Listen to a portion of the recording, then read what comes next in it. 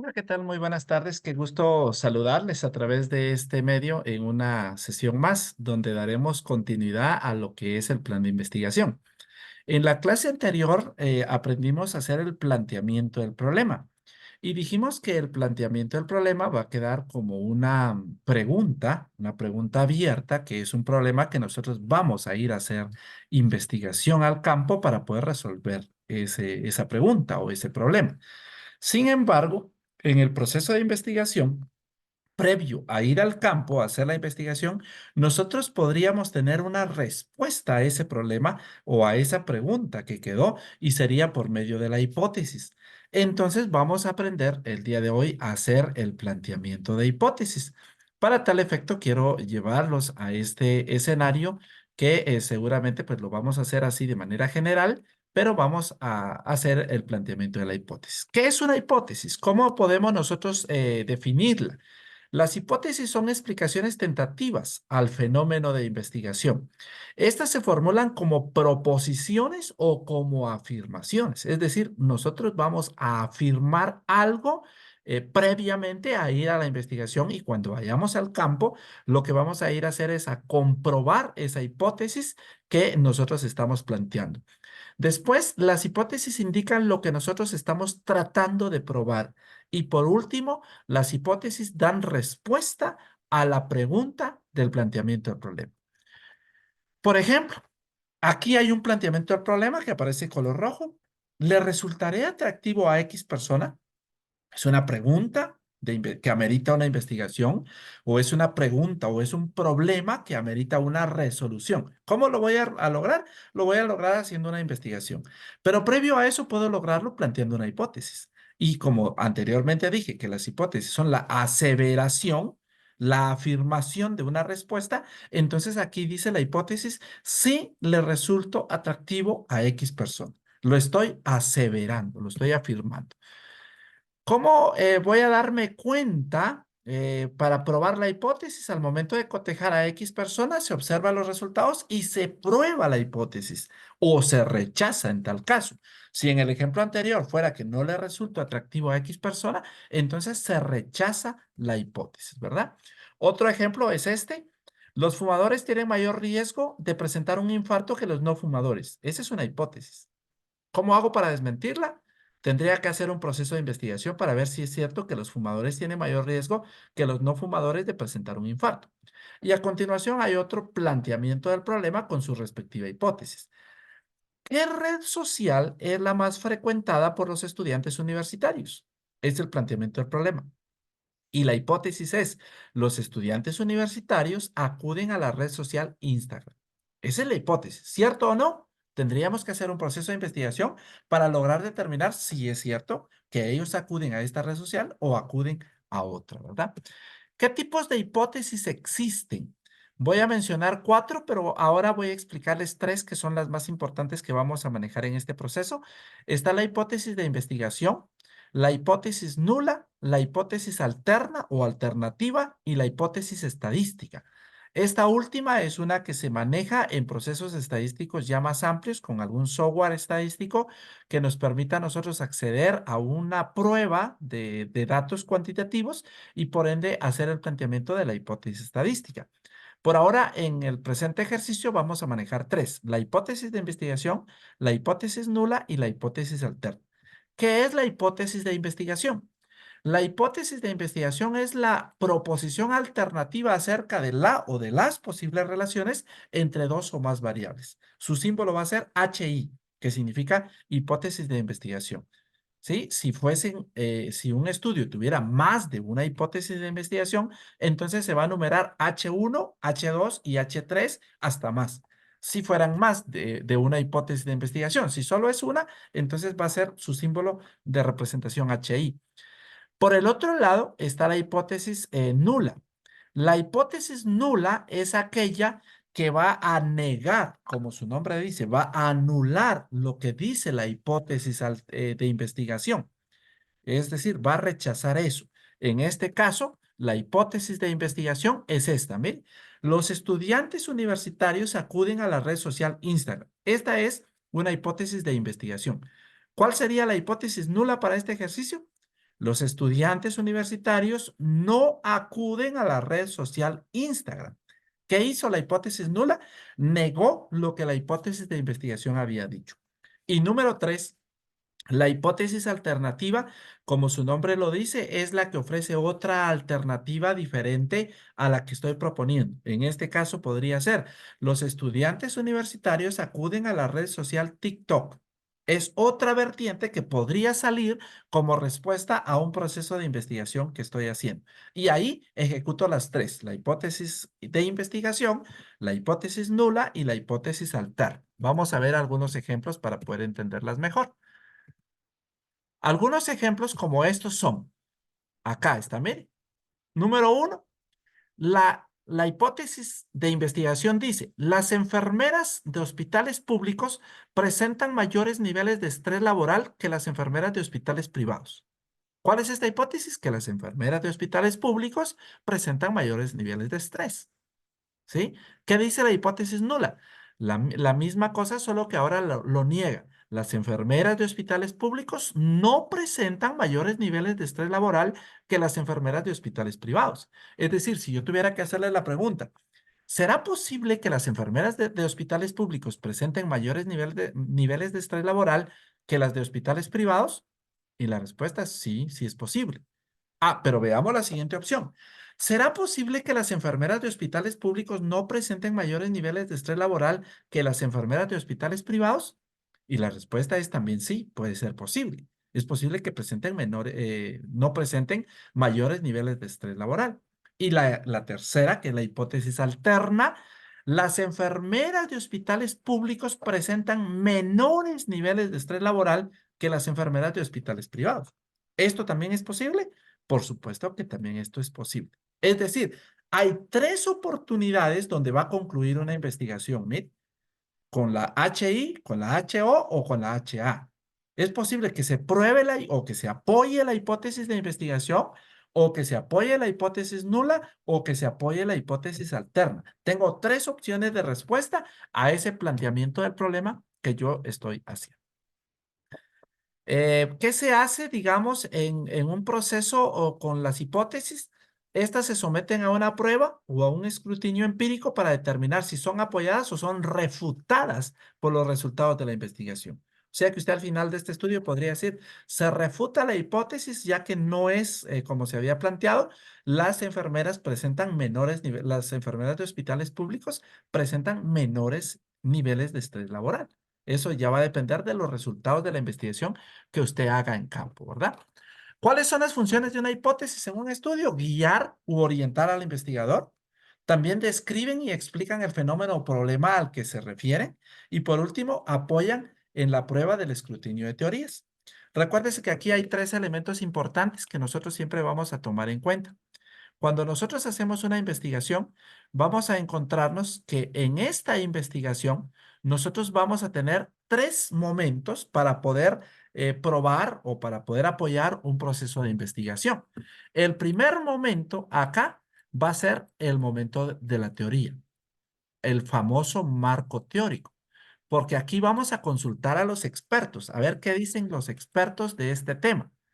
En el segundo momento, esto va a ser analizado por mi persona como investigador. Es decir, yo voy a analizar qué teorías tomo porque vamos a ver las que sean más prudentes, más congruentes.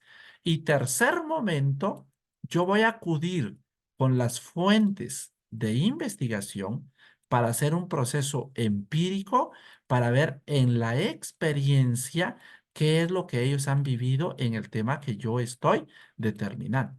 Por eso es que aquí es importantísimo que ustedes elijan a sus unidades de análisis o a sus informantes o a los sujetos de investigación. Y yo siempre recomiendo que elijan a tres, ¿sí? Uno, dos, tres para que sea impar, para que uno desmienta al otro. Por ejemplo, si voy a investigar un tema de la familia, podría ser una fuente de información el esposo, otra fuente de información el hijo y otra fuente de información podría ser el maestro, por ejemplo. Y voy a asumir que el tema de investigación era violencia intrafamiliar a los niños menores de 7 años. Entonces le pregunto al niño, hijo, ¿tu papá te pega en casa? Y es posible que el niño me diga la verdad y me diga sí, sí le pega. Le pregunto al papá, papá, ¿usted le pega al hijo? Y es posible que me digan, no, disculpe, yo no le pego. ¿Cómo? Si es mi mayor tesoro. Pero voy con el profesor y le pregunta, ¿usted cree que el papá le pega al niño? Y el profesor dice, sí, porque fíjese que ha traído señales de violencia, porque resulta que esto. Entonces vengo yo ahora como investigador y voy a hacer un proceso de triangulación y en esa triangulación voy a ver quiénes me dicen la verdad. Resulta que papá me dijo la verdad, que el hijo me dijo la verdad o puede ser lo contrario, que el profesor me dijo la verdad, que el hijo me dijo la verdad y que papá me mintió. Yo como investigador triangulo y después saco mis conclusiones. ¿De acuerdo? Para eso entonces me sirven las hipótesis y usted va a plantear en este caso tres hipótesis. Hipótesis nula, hipótesis de investigación e hipótesis alterna. Muy bien, como segundo plano vamos a proceder a hacer nuestro índice de temas o nuestro bosquejo de temas. ¿Qué hago en el bosquejo de temas? ¿Qué se hace en el bosquejo? El bosquejo de temas no es más que es un índice de temas por los cuales voy a conformar mi marco teórico. Aquí para tal efecto van a ser un marco teórico de máximo 10 páginas. Este es un marco teórico básico, pero que sí les va a servir para fundamentar científicamente su estudio.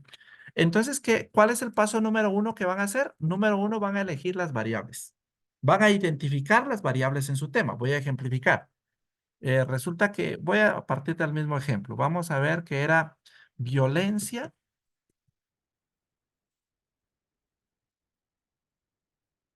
intrafamiliar y su impacto en el aprendizaje. ¿Ven? Voy a partir de esto. Esto era lo que al estudiante le estaba, es lo que yo quería investigar. Entonces ahora voy a ver la violencia intrafamiliar y su impacto. ¿Qué impacto tiene esto en la vida o en el aprendizaje del estudiante? Entonces aquí primero voy a seleccionar las variables. ¿Cuáles son las variables? Esta es una. Miren, violencia intrafamiliar es una variable. Número dos, voy a seleccionar la otra variable y es esta. Miren, aprendizaje del estudiante es la segunda variable. ¿De acuerdo? Entonces, ese es el paso número uno para hacer el bosquejo de temas. Cuando ya logré hacer e identificar las variables, entonces ahora voy a hacer así rapidito un proceso al que le vamos a llamar proceso de operacionalización.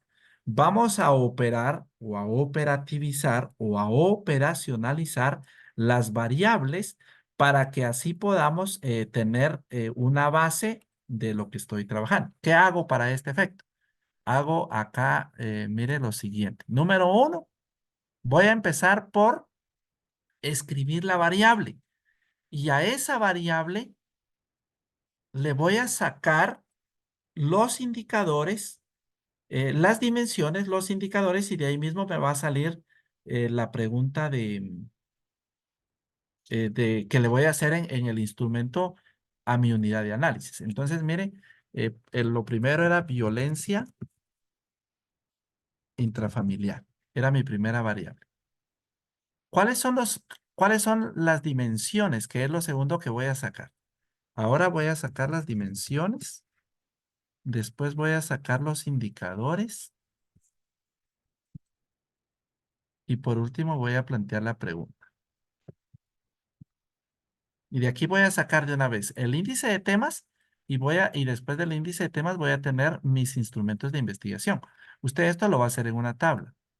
Yo lo voy a dibujar así algo rapidito acá por tema de tiempo. Voy a ejemplificar. ¿Ve? Entonces voy a hacer otra línea acá porque aquí voy a colocar la otra variable que era aprendizaje del estudiante, era mi otra variable. Ok, ya tengo mis dos variables. Entonces ahora le voy a sacar dimensiones. Esta palabra dimensión entiéndalo como campo, como un campo al que se podría dedicar este estudio. Entonces, una dimensión de violencia intrafamiliar. Me hago la pregunta, ¿cuál podría ser una dimensión de violencia intrafamiliar? Ah, podría ser, por ejemplo, agresión. Esa podría ser una dimensión.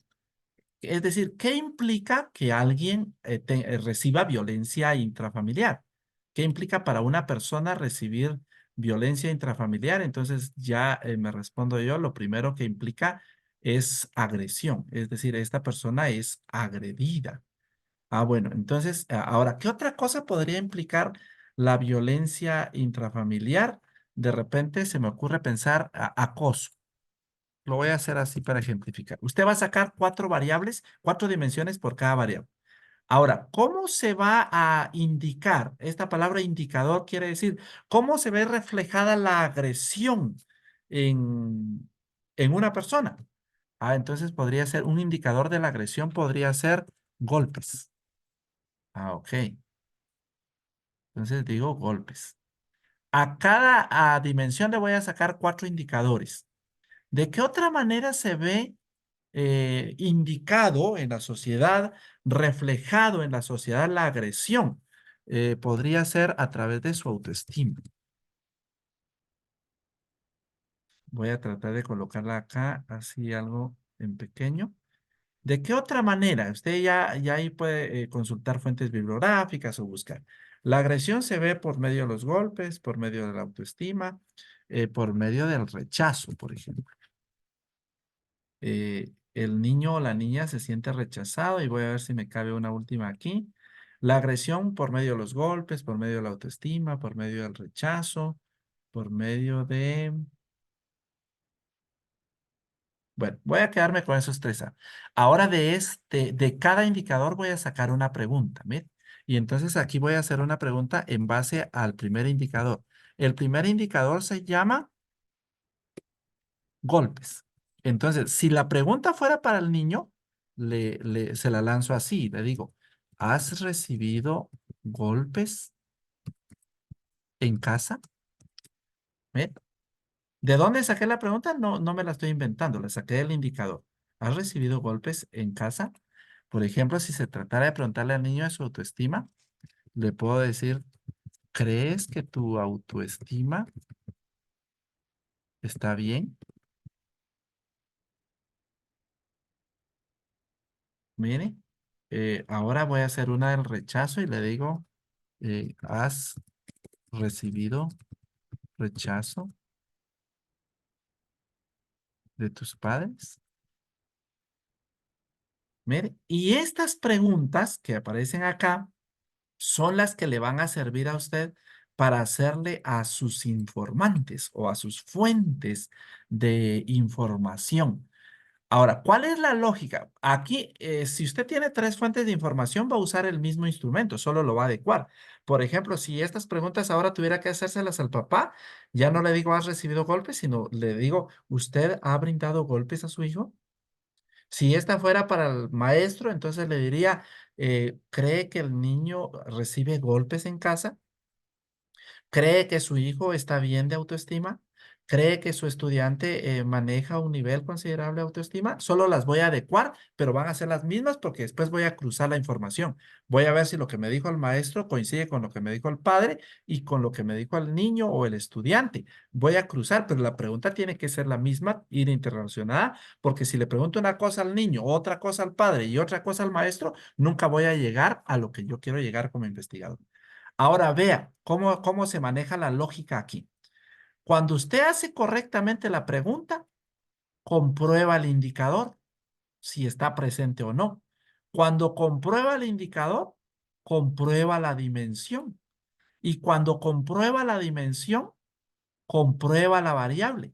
Y cuando comprueba la variable, recuérdese que esta variable ¿de dónde salió? La variable salió de su tema. Entonces, cuando usted comprueba la variable, automáticamente comprueba su tema. Y cuando comprueba su tema, recuérdese que los objetivos y el planteamiento del problema salieron de su tema. Entonces, la investigación acá tiene una línea que le permite manejar coherencia desde el inicio hasta el final. Mire, ¿qué dice el tema? Vamos a ver si está representado en la variable. ¿Qué dice la variable? Vamos a ver si está presente en el indicador. ¿Qué dice el indicador? Vamos a, en la dimensión, perdón. ¿Y qué dice la dimensión? Vamos a ver si está presente en el indicador. Y el indicador lo vamos a medir con la pregunta. Y automáticamente aquí saqué ya mi instrumento. De estas preguntas van a salir los instrumentos. Entiéndase la entrevista, la encuesta o lo que ustedes van a hacer. Ah, bueno, ¿y el marco teórico? El marco teórico sale de aquí, miren. Estos van a ser este va a ser el título. Se lo voy a escribir acá. Este va a ser el título del marco teórico. Estos, lo voy a poner con otro color para que resalte. Estos van a ser los subtítulos de mi marco teórico. Y estos otros también podrían ser, no necesariamente todos, ¿verdad? Pero sí tener la base. Y estos van a ser títulos en tercer nivel, ¿ve? Que también van a ser. Entonces, ¿cuál podría ser el tema? Violencia familiar. Y abajo el subtítulo, tipos de violencia o agresión, acoso, y aquí de aquí voy a sacar mi bosquejo preliminar de temas y por ende mi marco teórico. En el marco teórico, lo que vamos a hacer ahora es ir y poder fundamentarlo científicamente. ¿Cómo lo fundamento? Pues voy a las fuentes de información y ya empiezo a buscar ahora qué es violencia, tipos de violencia, qué es agresión, tipos de agresión, y lo voy fundamentando científicamente. Aquí es donde vamos a necesitar las clases que di anteriormente de norma ZAPA, porque van a ser citas cortas, citas largas, le van a colocar referencias y todo, ¿de acuerdo? Y ahí sacamos entonces la hipótesis, el bosquejo de temas y el marco teórico. Ahora me voy a el tema de de los métodos y las técnicas. ¿Qué vamos a hacer ahí en los métodos y técnicas? En los métodos y técnicas, lo que vamos a hacer es lo siguiente. Vamos a establecer los métodos y las técnicas que nosotros vamos a usar para la presente investigación. Entonces, ¿qué le recomiendo? Número uno, lo primero que tenemos que ver es cuál es el paradigma de investigación que vamos a usar como fundamento. Entonces, ahí les invito a que lean un poquito de paradigmas. ¿Cuáles podrían ser los paradigmas? Podría ser que ustedes trabajen con el paradigma positivista, con el post-positivista,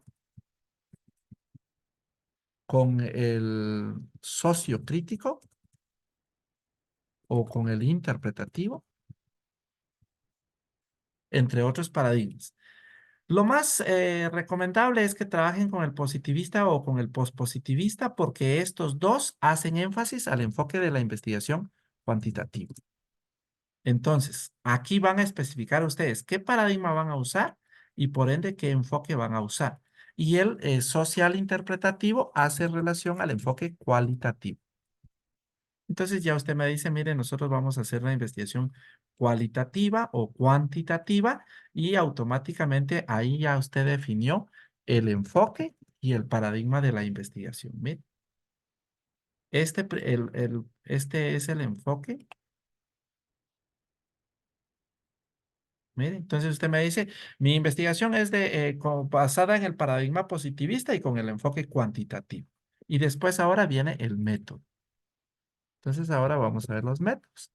Dentro de los métodos hay métodos que son como de base, es decir, si usted va a usar el paradigma positivista, que es de parte de lo específico, o parte de lo general, perdón, de las teorías primero para después ir al campo, entonces el primer método que usted puede usar ahí es el método deductivo, ¿sí?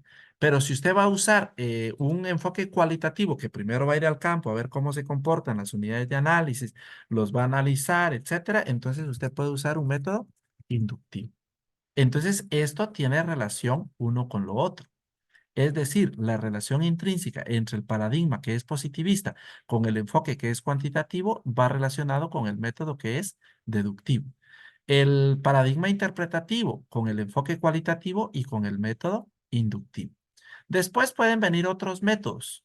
Por ejemplo, usted va a analizar la información, entonces puede usar el método analítico.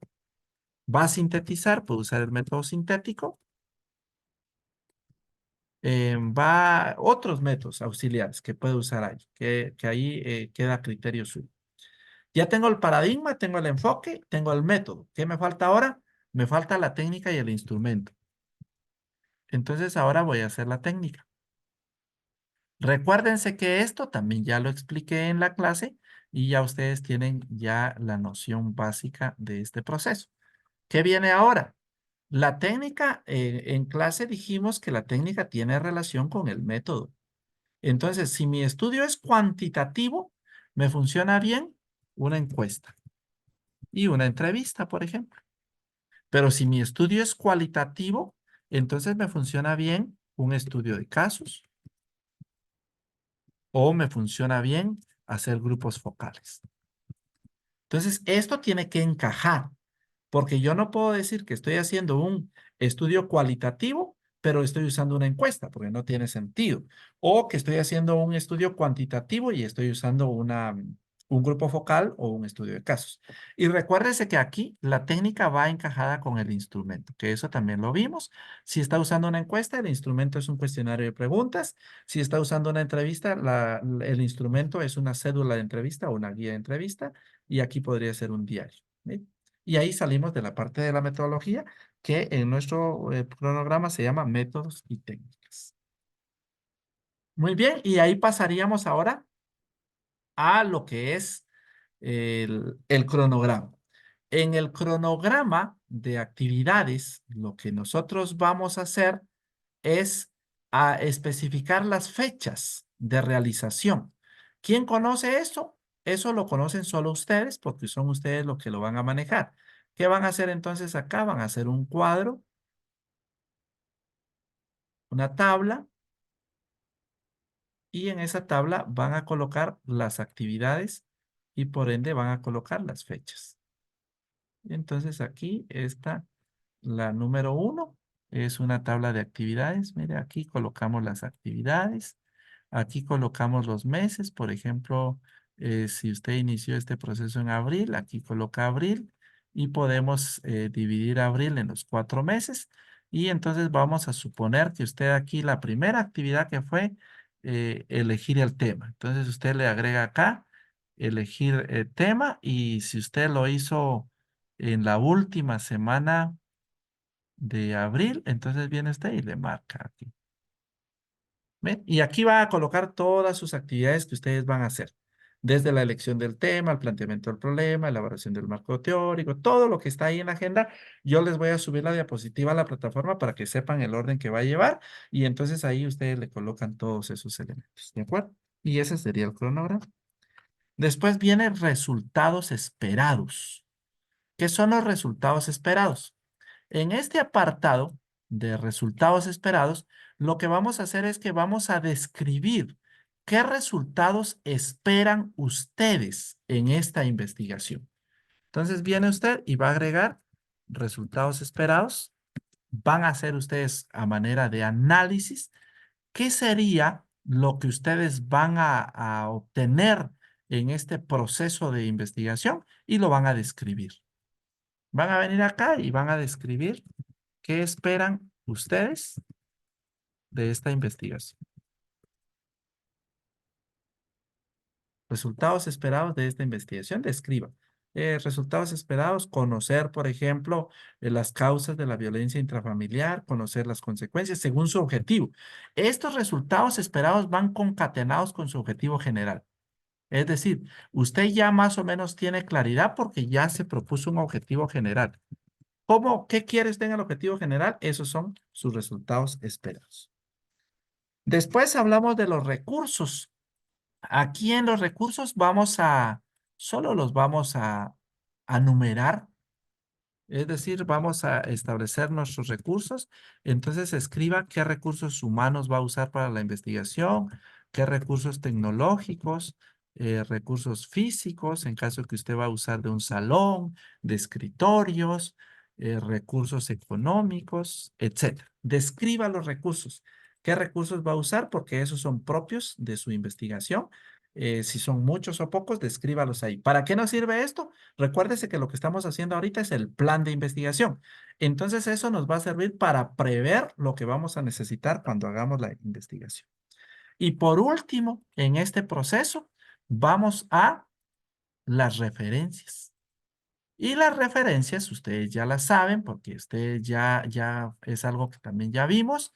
Las referencias no son más que las citas anteriormente llamadas, donde ustedes aquí van a agregar las fuentes de dónde obtuvieron la información. toda la información bibliográfica, ¿verdad? De lo que fueron ustedes a buscar en los libros. Al final va a aparecer las referencias, como repito anteriormente, llamadas bibliografías. Van a aparecer en su plan de investigación. Y aquí, con esto, compañeros, tendríamos terminado nuestro plan de investigación. Y de una vez ya adelantamos acá los instrumentos. Quiere decir que cuando usted ya tenga sus instrumentos, ya haya sacado en la operacionalización de las variables, haya sacado ya sus preguntas, los pasa a otro formato donde ya hace el instrumento específico para sus informantes, que puede ser un instrumento físico en una hoja o puede ser un instrumento en un Google Forms o puede ser, no sé, de repente va a ser una entrevista, etcétera. Lo que sea, eso ya usted me lo pasa para su respectiva aprobación y con eso estaríamos ya yéndonos a la segunda fase, que es la fase de campo, donde va a tener la oportunidad de ir con los informantes y corroborar esta información que usted ya previamente ha hecho una investigación teórica, pero que ahora va a ir con ellos para que ellos le puedan decir la información como ellos la han vivido. Y cuando regresemos de esa fase, entonces entramos a la complementación de la elaboración del informe y lo más importante del informe, que son las conclusiones que usted va a sacar de este estudio, los resultados obtenidos y por ende la propuesta o la alternativa de solución que vamos a sugerir después de haber hecho la investigación. Recuérdese que toda investigación va a tener como proceso una conclusión a la que va a asumir el investigador. Y esa conclusión va a salir de un proceso de análisis profundo, que ahí ya le voy a explicar cómo la vamos a sacar de cada objetivo. Va a ser un análisis profundo y ese análisis es el que le vamos a regalar a las instituciones que nos abrieron a nosotros la puerta para ir a hacer nuestro proceso de investigación. Les agradezco mucho por su atención. Les invito a que me sigan. Síganme en mi canal de YouTube. Voy a dedicar este canal para poder compartir información académica que les pueda servir a otras personas y con eso pues divulgamos también todo lo que es bueno, conocimiento científico. Una bendición saludarles y cualquier duda estoy a la orden.